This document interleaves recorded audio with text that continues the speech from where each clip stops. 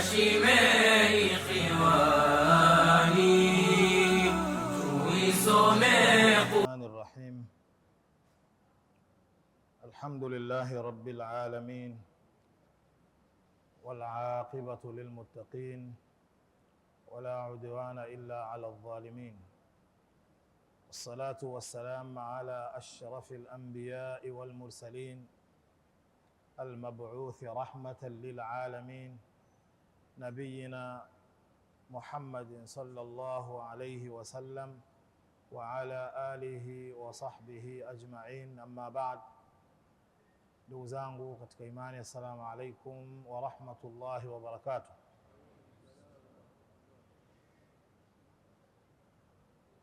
Baada ya utangulizi mzuri aliofanya shekhe wetu Sheikh Abdallah Bawazir, mimi sioni tena sababu ya kuanza kutoa utangulizi, bali ni kuingia moja kwa moja katika tafsiri za aya zilizochaguliwa.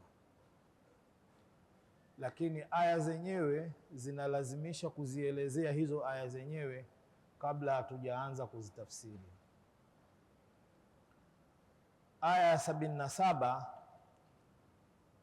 imekuja baada ya kisa cha wachawi wa Firaun, namna walivyomgeuka Firaun.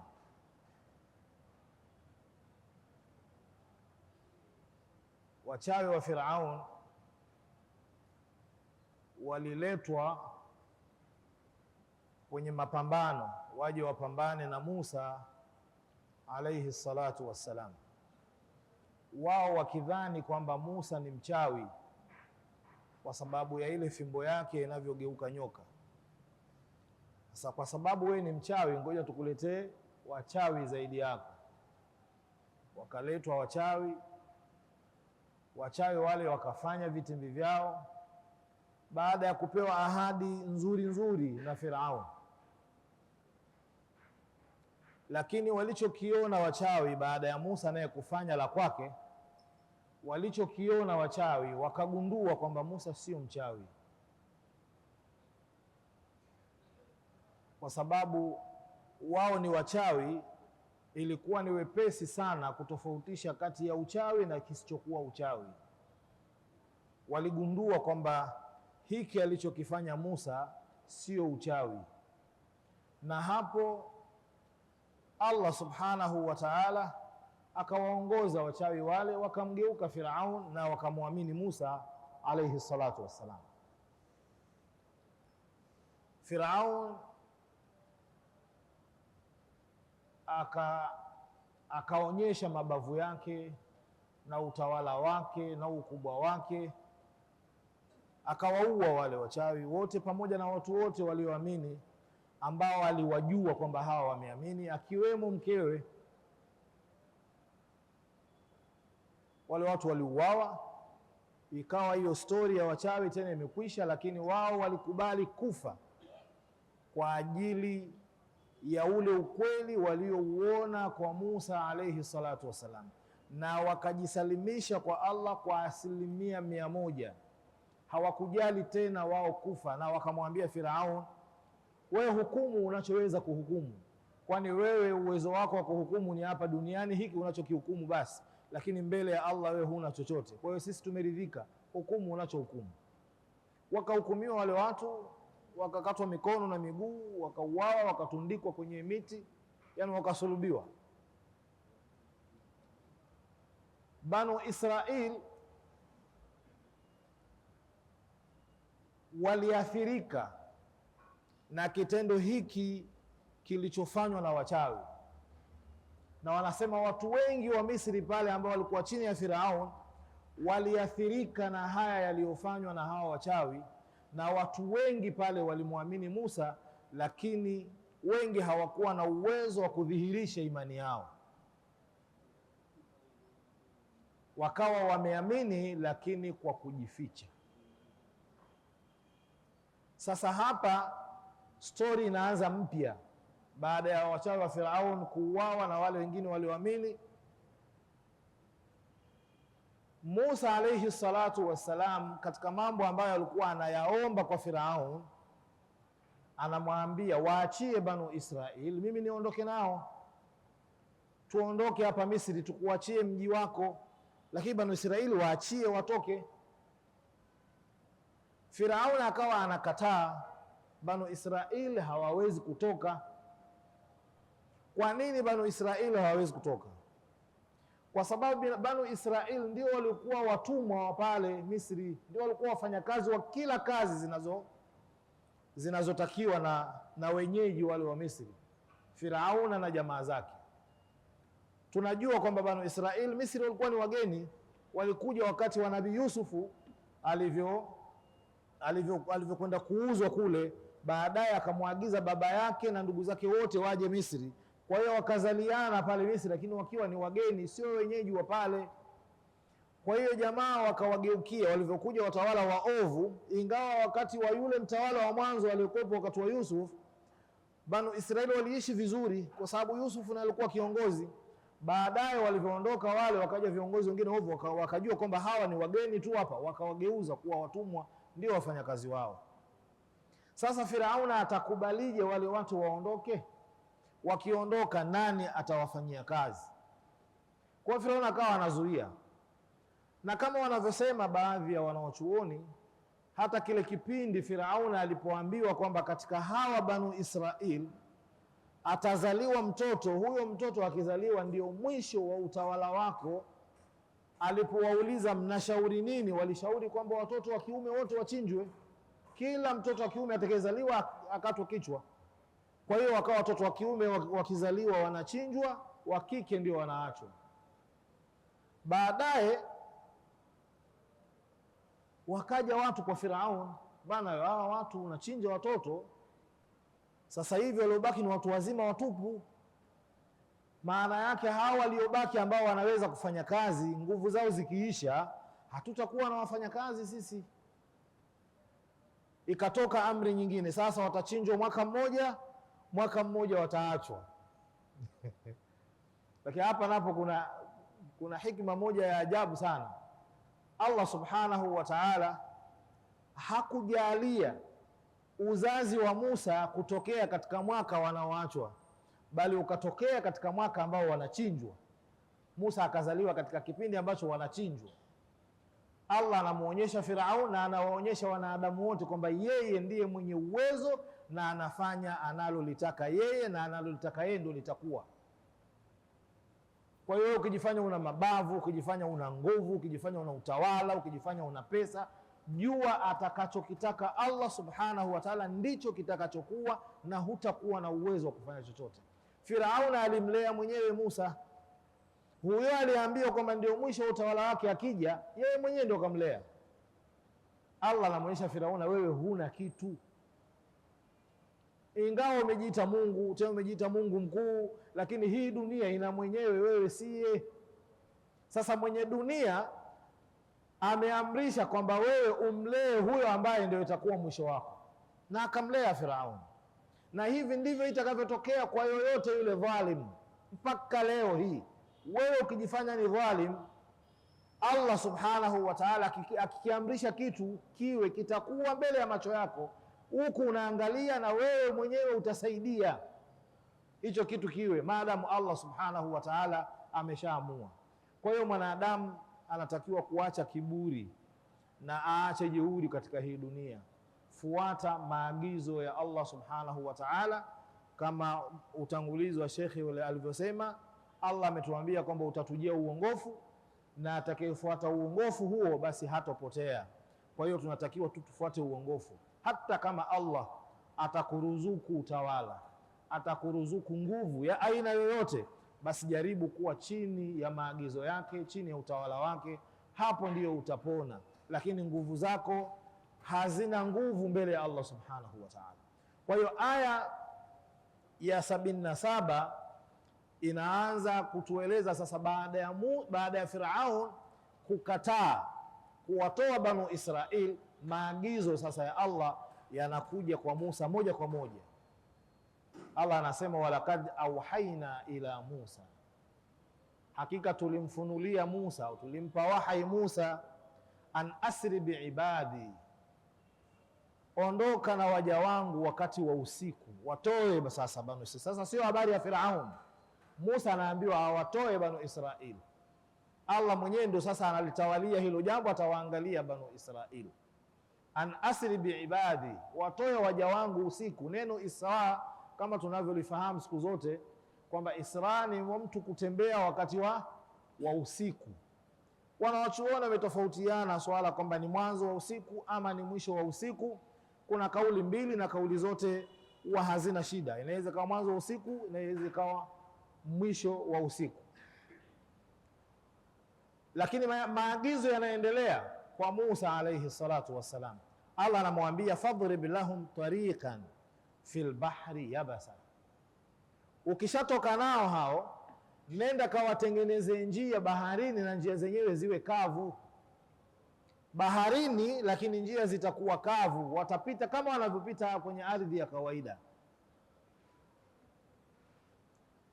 Alafu kwa sababu kuna ubinadamu, Musa pamoja na utume aliyokuwa nao, yeye ni binadamu.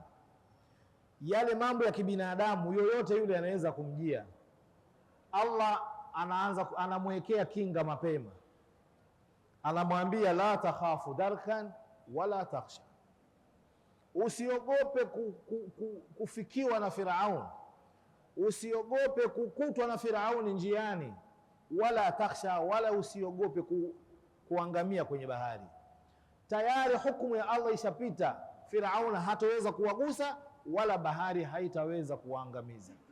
Kwa haya ni maelekezo Allah subhanahu wa ta'ala anampa Musa moja kwa moja, sasa awatoe Banu Israil aende nao huko ambako Allah subhanahu wa ta'ala amekupanga.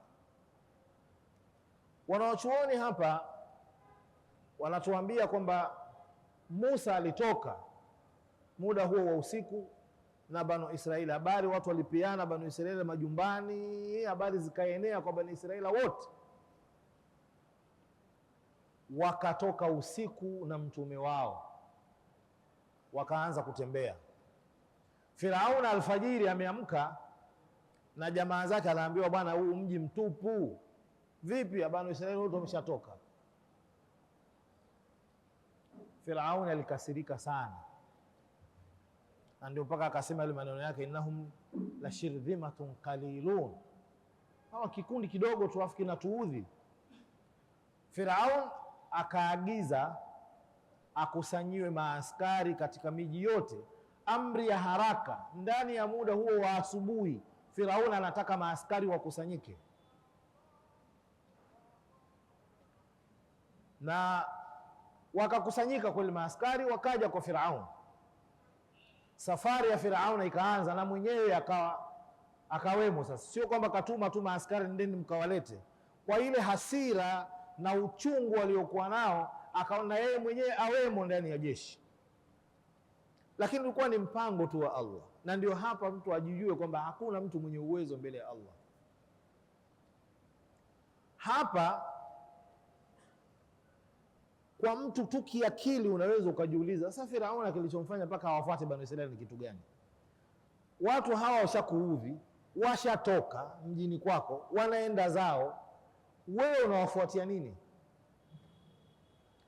Hapa kilichomfanya Firaun hawafuate kuna vitu viwili. Kitu cha kwanza ni ule ujabari wake, anavyojihisi kwamba yeye ana nguvu, anavyojihisi kwamba yeye ana uwezo wa kuwafanya chochote. Na hivi ndivyo ilivyo, mtu mwenye nguvu akiudhiwa na mtu mnyonge atamfuata popote pale alipo, hata akikimbia kwenda kujificha, lakini kumuonyesha zile nguvu zake na kwamba popote utakapofika mimi nitakuja, anamfuata. Hakubali kumwacha kwamba haya basi nenda. Hii ndio jeuri iliyompata Firaun. Lakini jambo la pili ni ule mpango wa Allah ambao Firaun yeye hakuujua. Mpango wa Allah ambao tayari ulishapangwa kwamba huu ndio mwisho wa Firaun, bila yeye kujua, pamoja na kujiita Mungu. Yeye alikuwa na wachawi ambao wanamueleza habari zitakazokuja, na ndio waliomwambia kwamba atazaliwa kijana atakuja kusababisha utawala wako uishe. lakini hawakumwambia kwamba hii safari unayotoka hii ina hatari kwako. Hakuna aliyeweza kumwambia. Firauna akatoka. Ndio hapa Allah anasema katika aya 78, faatba'ahum firaun bijunudihi, Firauna akawafuata Musa na jamaa zake, akiwa Firauna na majeshi yake. Lakini matokeo ni nini? Faghashiyahum min al-yammi ma ghashiyahum, wakafunikwa Firauna na majeshi yake kule baharini na hicho kilichowafunika. Wanawachuoni hapa wanasema kilichowafunika hakikutajwa kwa sababu kinajulikana, walifunikwa na maji, walighariki. Wakati Firaun na jeshi lake wanamfuata Musa na jamaa zake, walifikia wakati sasa wanaonana, yani washawakaribia.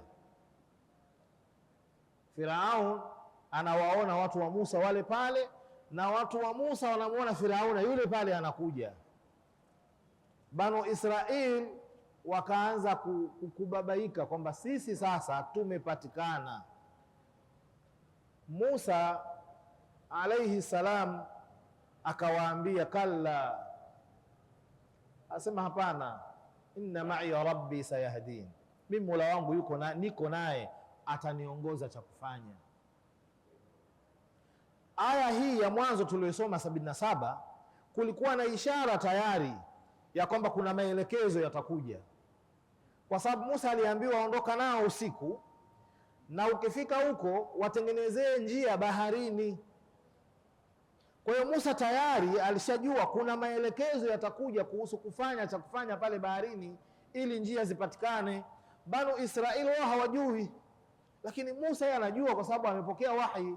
Ndio akawaambia hapana, hatuwezi kupatikana, Allah niko naye mimi, ataniongoza. Ndio ikaja ile kwamba piga fimbo yako baharini, maelekezo sasa hizo njia zinatengenezwaje.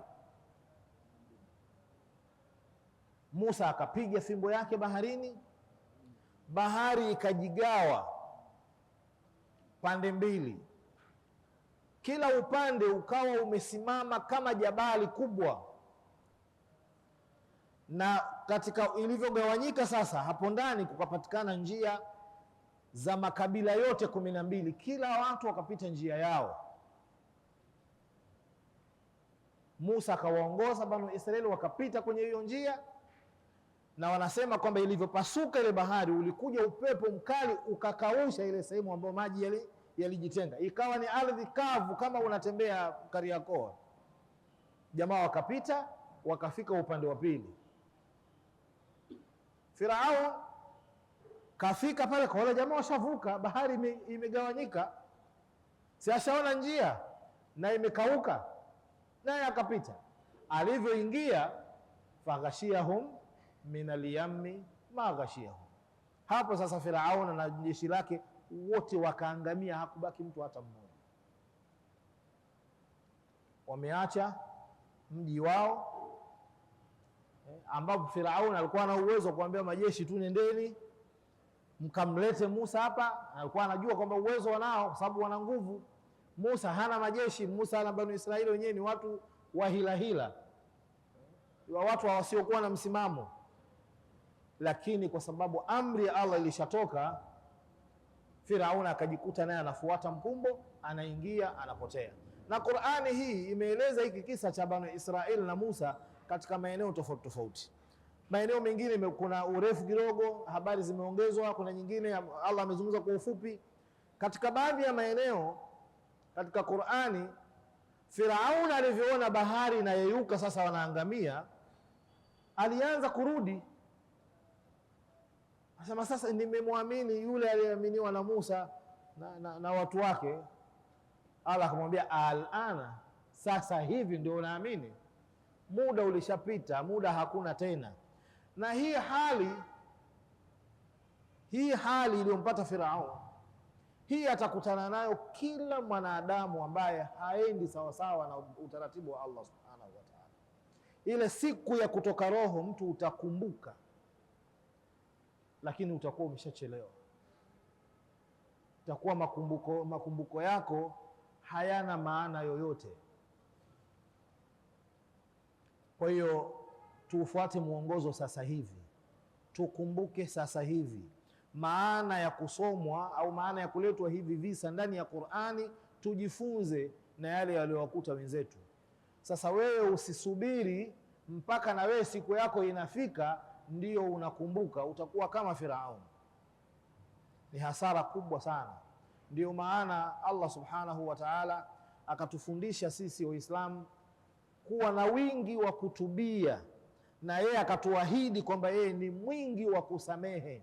Kwa maana kila wakati, kila ukikumbuka umefanya dhambi, hukufanya dhambi, fanya toba kwa Mola wako, fanya istighfari, kurudi kwa Mola wako ili Allah akusamehe. Usisubiri. Wa adalla Firaunu qaumahu wama hada, Firaun aliwapoteza jamaa zake na wala hakuwaongoa.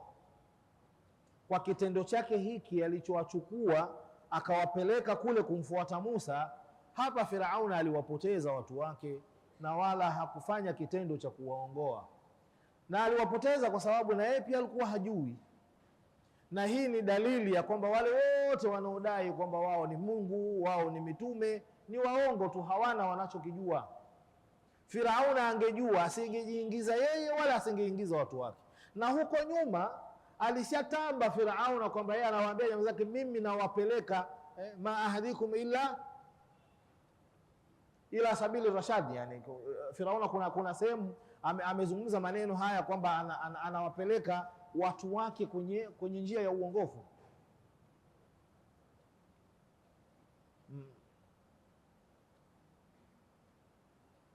Lakini sasa hapa Allah anathibitisha kwamba Firauna maneno yake yale, ma urikum illa ma ara wa ma ahdikum illa sabila rashad, kwamba mimi siwapeleki ila nawapeleka katika kile ninachokiona mimi kwamba ni sawa sawa, na wala siwapeleki ila katika njia ya uongofu. Kwamba maneno haya aliyosema ni ya uongo. Allah anawaambia hapa au anatukumbusha na sisi, wa adalla Firaunu qaumahu wama hada, Firaun aliwapoteza watu wake wala hakuwaongoa kama alivyodai kwamba yeye anawaongoa na anawapeleka njia iliyonyooka. Hapa alafu Allah subhanahu wa ta'ala anawageukia Banu Israil, na tunafahamu sisi Banu Israil mbali na Firaun, wao wenyewe wamezungumzwa sana mambo yao na Musa, namna walivyokuwa watu wa vigeugeu. Hapa Allah subhanahu wa ta'ala anawakumbusha Banu Israil akiwaambia, ya bani Israil kad anjaynakum min aduwikum, enyi Bani Israil, hakika sisi kitu gani? Hakika sisi tumewaongoa au tumewaokoa na adui yenu. Wa waadnakum janiba turil ayman, na tukawapa ahadi pale kwenye upande wa kulia kwenye mlima Tur. Wa waadnakum janiba turil ayman, tukawapa ahadi pale kwenye mlima Turi katika upande wake wa kulia.